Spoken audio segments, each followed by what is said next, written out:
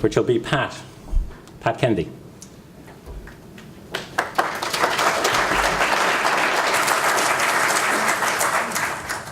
Hello, Dragons. I'm here today to offer 10% of my business for 30,000 Monopoly dollars. We at eTender Solutions have developed an advanced online tendering facility for the Irish construction sector. The beta version of the site was launched last year in September. Since then, we've grown organically to about 1,700 users. Users are posting tenders each week, and the service is working perfectly. Since its launch, we have been working on completing the eTender service. This will allow restricted tendering and product profiling, which is required by the larger companies in the sector. Our service offers significant benefits over traditional procurement methods. For buyers, the service is confidential, transparent, and is managed completely online. This saves time and money in the procurement process, as opposed to face-to-face meetings, phone calls, emails, faxes, and postage. The process ensures competitive and comparable pricing. So you're really comparing like with like in the tendering process. You, the buyer, make an informed decision. Put simply, it's efficient and more effective, and it's free. For suppliers, they get access to real buyers at the advanced stage of the purchasing process. This is true gold. They also have access to an efficient quotation system, which allows them to reduce their cost of sale. The basic registration for suppliers is also free. This allows a complete open market for all players in the industry to get involved.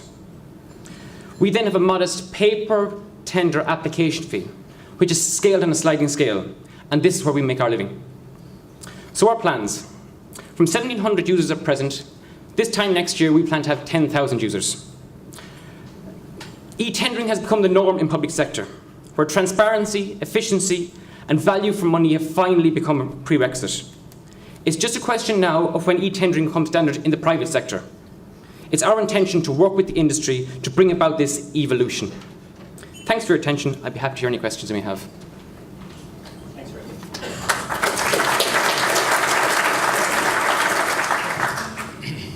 Could I just ask if I might kick off, guys? Yeah. Who are your competitors in this area? You're probably aware it's not new e-tenders. No.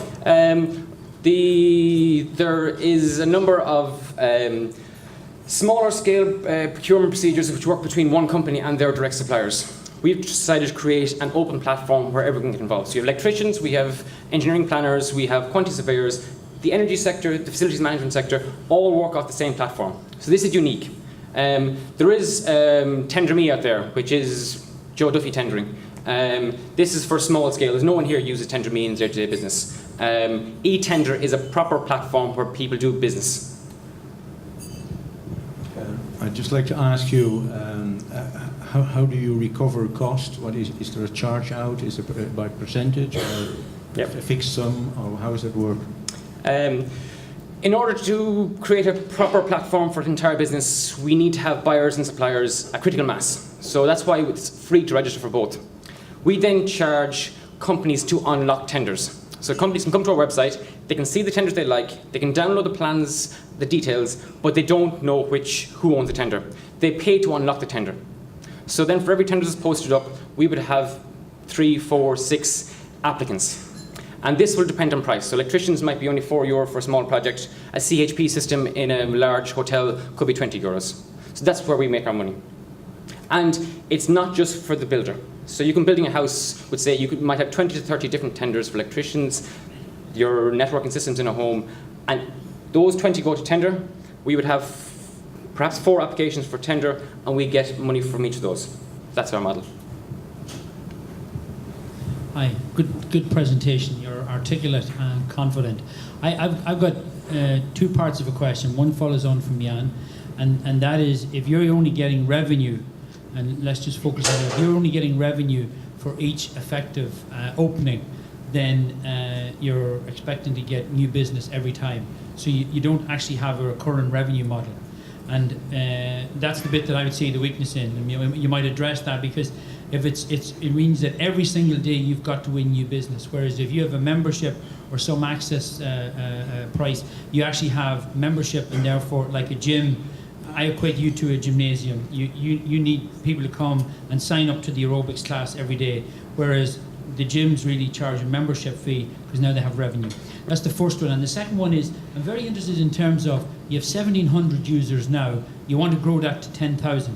Where are those 8,300 customers going to come from? Regarding the revenue, I disagree with you with regard to membership fee. If we were to charge €1 membership fee, that straight away means it's restricted. We're trying to create an open platform, the entire community to do business. It's north and south at the moment. And we've created a platform that is modular. So we're going to have subsectors in the UK, in Scotland, in France, etc. So it's a cross-platform. Regarding the subscription fee, your second question was the... Your 8,000. Oh, 8,000 users, yes. We launched last year in September, I say. We haven't undertaken a marketing strategy. We haven't produced brochures for the first time done today. This is our first presentation, so people understand the concept when we give the word e-tender at ease. They like the idea already. We're planning to attack the market in the next couple of months. The reason we were slow so far is because we only had the beta version launched. The beta version was open tendering. So basically someone puts up tender and anyone can apply for it. The quantity surveyors, architects in the country want restricted tendering. So that means that they can put up a tender and they just choose the guys they want to get quotations from. And this will allow us now, in the next couple of months, to present our service to them. So up until now, it's only been targeted at smaller builds, but in the future, we're going to address the bigger boys in the industry. Pat, I think the idea that the business has huge potential, you could see it as kind of an eBay type of thing, but for services and taking off. It's a reverse auction. Right. So it's eBay for a business, basically. I suppose the key scenario is once something looks like it's being successful, you'll get other people copying. How are you going to protect your IP? It's difficult. It's very difficult to patent a service in this, so you have to get critical mass. And that's another reason for the free registration. So once we have critical mass and we've built up the name, as in everyone's on board with us, that's it. You get dominance in the industry. We're working with a lot of the industry associations at the moment.